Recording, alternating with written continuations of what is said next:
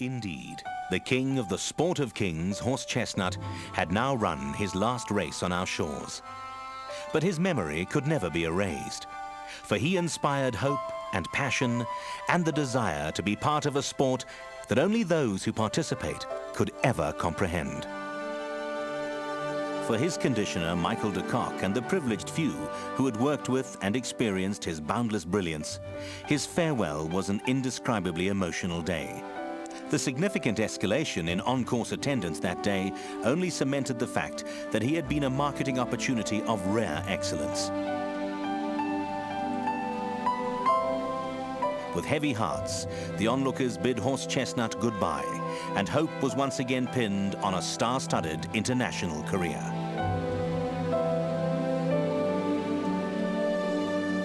Horse Chestnut would take with him many coveted titles, trophies, and accolades, and the hopes of his legion of passionate fans. It is a most emotional moment for me, because this is, the best that's ever happened to Harry and I. Harry is in London, but he is here in spirit. And I spoke to him tonight, and he said, please say thank you. I must say thank you to Gavin and Alistair Gordon for finding Fort Wood for us, and for Mike de Kock and his whole team, and all our other trainers for doing this. For everybody who's been in this, I think it's just wonderful. And here we are in our old age, enjoying every moment. And Warshong, thank you for riding everything so beautifully for us. You've given us a new lease of life. I feel quite young. Thank you. He was crowned Champion Highveld Horse of the Year, Champion 3-year-old, Champion Stayer, Horse of the Year, and to top it all, the only horse ever in the history of South African horse racing to win the J&B Met and Triple Crown in the same season.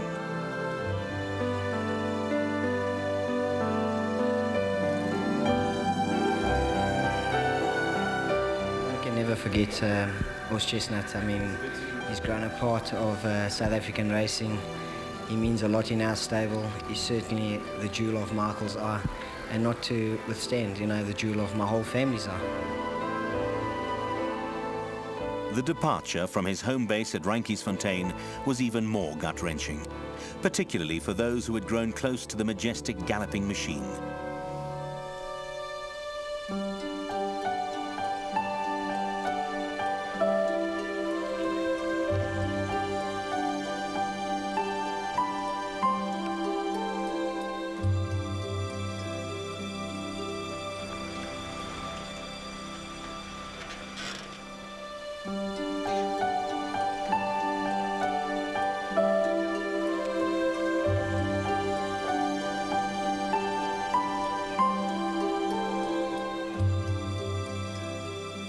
Well-earned rest in New York. He stood for 2 months there. He rested here at home as well before he went there. So by the time he reached Akela, he was rearing to go, and he had grown, and he had become a real man, from being a little boy. They're at the post. They're off. Perfect start. Horse Chestnut, Wouldn't We All, Dance the Bellotto, Rock and Roll, and Olympic Journey. 5 of them go out for the early lead, and the pace is quick early. I Say Pete is the early trailer as they race into the clubhouse turn. Rock and Roll, Horse Chestnut, and Wouldn't We All. These 3 scramble for the front, and it will be Wouldn't We All who now clears, and he leads it by 3/4 of a length. Rock and Roll alongside in second. Horse Chestnut now third. He settles into a stride, and he's 1.5 lengths from the front.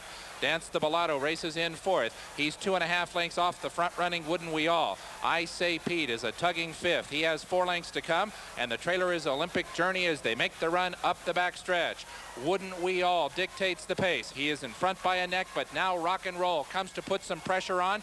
Rock and Roll only a neck from the front. South African superstar Horse Chestnut is just 1.5 lengths from the front. To the outside of him, it's Dance the Bellotto, and Horse Chestnut about to make his move, and there he goes. Horse Chestnut and Rock and Roll. These two make their move into the far turn, and Rock and Roll and Jerry Bailey lead it 3/4 of a length. Horse Chestnut is now in second. Dance the Bellotto third. Wouldn't We All has dropped back to fourth. I Say Pete is next. Olympic Journey has lost contact with the field, and they head for home in the 12th Broward Handicap. Rock and Roll and Horse Chestnut. These two are dead even as they head for home, and the stage is set in the Broward. Horse Chestnut to the outside. Rock and Roll down at the rail end. Horse Chestnut and Mike Smith have taken over the lead, and they run away at mid-stretch. Horse Chestnut, welcome to the United States. He's in front by 4. Rock and Roll is left in his wake. I say Pete Mike at second. Here is Horse Chestnut. A dominating win for a newcomer to the United States. The victory in the Broward Handicap endeared Horse Chestnut to the Americans in one race, as he had been accepted in South Africa throughout his career. Gary Player has always made it abundantly clear that Secretariat has always been his all-time greatest sporting hero. Player was quick to make justifiable comparisons in the local context. Well, you know, when you talk about Secretariat, for example, I used to finish my round of golf and go like crazy to watch him running in the Triple Crown. He was, without a question, in my opinion, the greatest racehorse that ever lived. In South Africa, Horse Chestnut is, without a question or doubt, the best horse that we've ever had. And I think it's most appropriate that the Oppenheimers, who've spent so much money in the industry, should get a champion like this.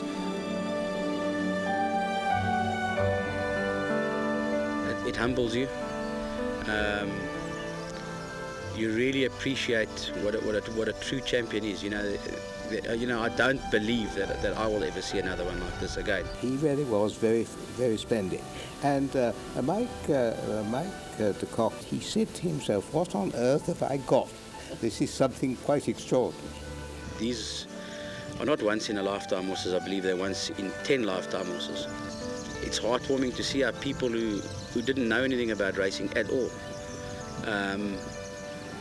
now all of a sudden talk about horses and talk about Horse Chestnut. It becomes a household name.